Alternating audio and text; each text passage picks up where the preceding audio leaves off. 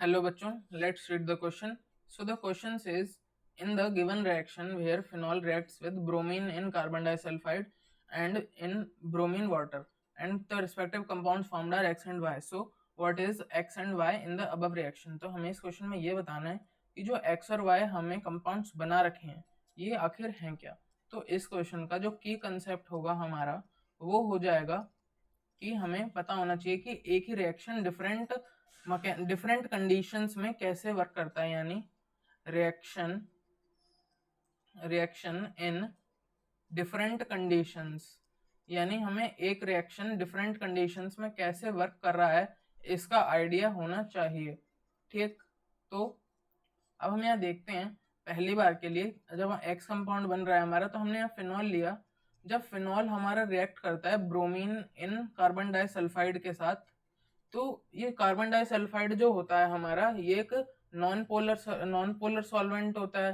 तो non polar solvent होने के कारण यहाँ पर हमारा फिनॉक्साइड आयन नहीं बन पाता है, क्योंकि नॉन पोलर सॉल्वेंट में इतने अच्छे से हमारा OH बॉन्ड नहीं टूट पाएगा, इसीलिए हमारा फिनॉक्साइड नहीं बनेगा और फिनॉल ही बना रह जाएगा।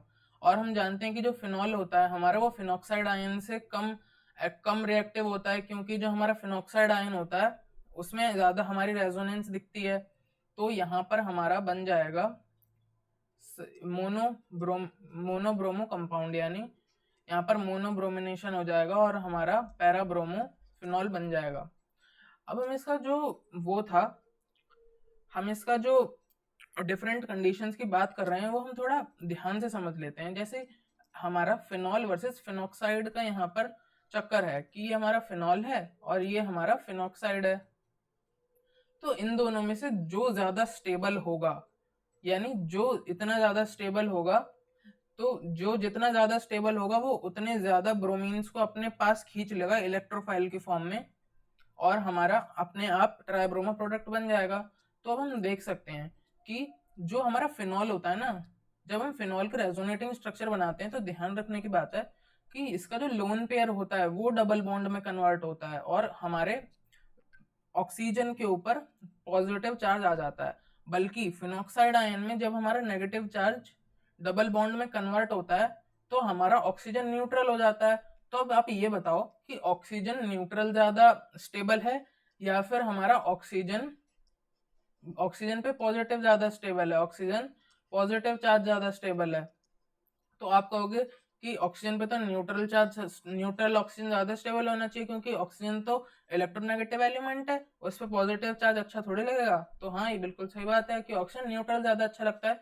तो इसीलिए हमारा फिनॉक्साइड आयन जो होता है वो ज्यादा स्टेबल होता है। और जब हम उसका रिएक्शन करवाते हैं, जब हम फिनॉल का रिएक्शन करवाते हैं ये हमारा ज्यादा स्टेबल हो जाएगा। पहले तो मैं लिख देता हूं कि ज्यादा स्टेबल हो गया। और जब हम फिनॉल का रिएक्शन करवाते हैं किसमें, ब्रोमीन वाटर में, तो वाटर तो वैसे ही हमारा अच्छा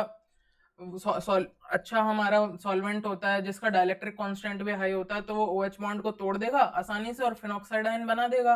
और जैसे ही हमारा फिनॉक्साइड आयन बनेगा तो ऑक्सीजन जब रेजोनेंस होगी ऑक्सीजन न्यूट्रल हो जाएगा, तो वो स्टेबल हो जाएगा हमारा। ऑक्सीजन न्यूट्रल होगा तो स्टेबल ही होता है, क्योंकि पॉजिटिव चार्ज से तो ज्यादा ही स्टेबल है ना अगर नेगेटिव चार्ज नहीं है उसके ऊपर।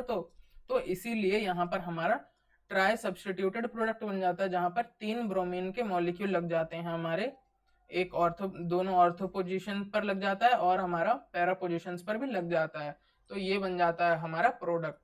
तो अब हम देख सकते हैं कि ऑप्शन डी में दे रखा है हमें कि एक्स हमारा ये प्रोडक्ट है जिसमें पैराब्रोमो फिनॉल बना हुआ है, और वाई हमारा ये प्रोडक्ट है जिसमें ट्राइब्रोमो सब्स्टिट्यूटेड प्रोडक्ट बना हुआ है। तो option D will be the correct answer to this problem. I hope you understood it well. Best of luck.